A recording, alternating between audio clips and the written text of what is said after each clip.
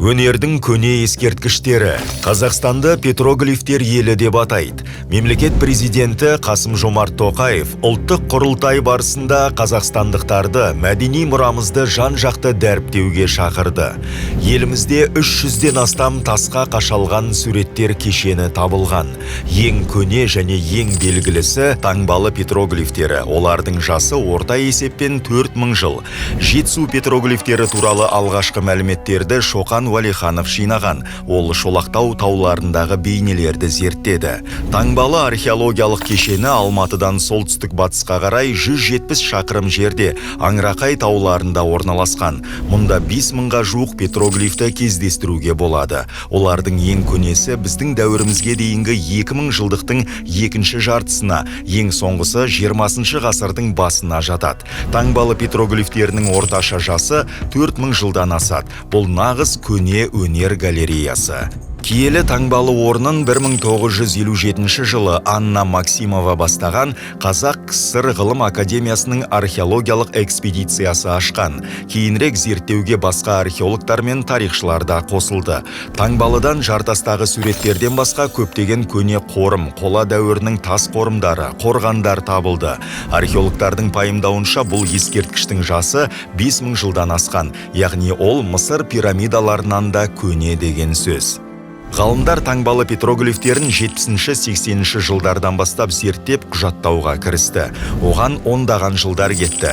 Тасқа қашалған өнерді сақтап қалу әрекеттері жасалды, бірақ іс жүзінде бұл мүмкін емес болып шықты. Мыңдаған жылдар бойы қатал континенттік климат, дала, күннің, жаңбыр мен желдің әсерінен тастар тозып өздігінен жойылды. Ғылыми жұмыс аяқталғаннан кейін таңбалы петроглифтері дүние жүзіне танымал болды. 1999 жылы олар дүниежүзілік мұра нысандарының алдын ала тізіміне енгізілді.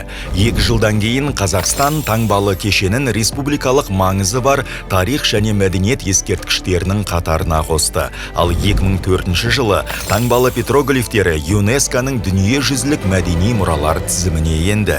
Тастардағы барлық жергілікті сурет 7 топқа бөлінеді. Бірінші топта 111 петроглиф бар. Мұнда қола дәуірінің сюжетсіз эскиздері мен аяқталмаған сызбаларын көруге болады. Екінші топқа әртүрлі көлемдегі 400-ден астам өте ескі петроглифтер кіреді. Үшінші топ қола дәуірі, ерте темір дәуірі және орта ғасырларға жатады. Жартастарға құлан мен арқара аулау, жабайы аққұйрықты құрбандыққа шалу көріністері бейнеленген. Сондай-ақ бұқа мінген атақты күн басты құдай мүсіні және сақтың аң стиліндегі жануарлары бар. 700 петроглифтен тұратын 4-ші топ таңбалы киелі жерінің қақ ортасында орналасқан. Бұл топтың басты тартымдылығы ежелгі көшпенділер әлемінің суреті. Суретте 7 күн жүзі бар кейіпкер, жауынгерлер және дұғашы адамдар бейнеленген. Композицияның ортасында босанып жатқан әйел суреті бар. Бұл композицияның әлемде теңдесі жоқ. 5-ші топта әр дәуірдегі 1000-нан астам жартасқа салынған суреттер есептеледі. Ең көнелерінде жылқы, жабайы шошқа, өгіз, түйе, арбалар бейнеленген. 6-шы және 7-ші топтар әлі де нашар зерттелген және туристерді оларға апармайды. Жартастарға ою өрнек салу үшін шеберлерге күш пен үлкен шыдамдылық қажет болды. Таңбалы петроглифтері тасқа тасты немесе металл затты соғу арқылы жасалған.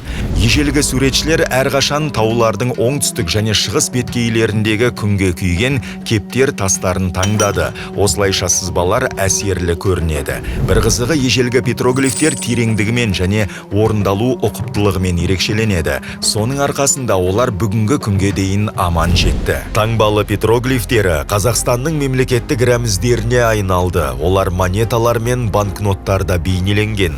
Ал күн басты құдай бір кездері Азия дауысы халықаралық байқауының символына айналды. Қазақстан президенті Қасым-Жомарт Тоқаев Әулие таудың етегінде мемлекеттік рәміздер алаңын ашуды қолға алу қажеттігін айтты. Қазақстанда әлі толық зерттелмеген көне петроглифтер өте көп. Оларды вандалдардан да, табиғат құбылыстарынан да қорғау қажет.